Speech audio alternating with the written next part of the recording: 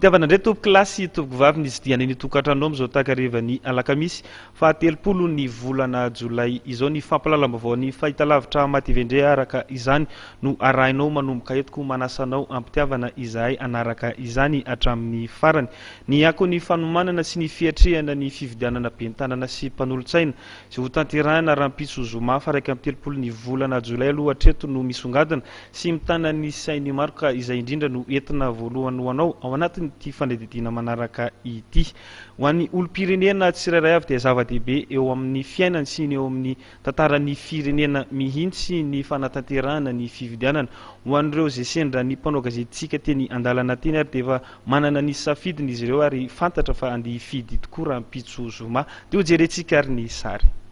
Taratry ny demokrasia ny fisian'ny fifidianana ary fanehoana amin'ny fandraisana anjaran'ny olom-pirenena amin'ny fiainam-pirenena. 720 ora mialohan'ny fandatsaham-bato ho an'ny fifidiana bentanana sy mpanolontsaina. Maro ampifidy no laza fa aneo ny safidiny rahampitso ary efa tapa-kevitra amin'izay kandida ho vidiny.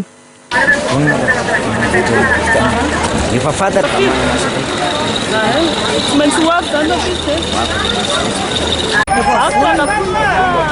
fito rahampitso tsy varotra. Fifidianana ity dia efa fantatra ny tokony vidina amin'io fa zay mampandroso ny commune urbaine Antananarivo no atao.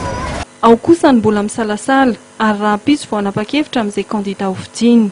Io vao mieritreritra rehefa tonga ao. Izany hoe tsy inona moa izany azy lazana azy ohatrany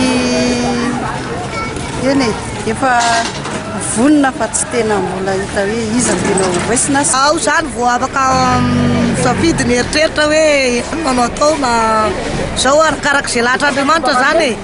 Rahampitso no aneho ny safidiny amin'izay kandida heveriny hitondra ny commune misy azy mpifidy 427,704 alina 7 tapitrisa manerana ny nosy.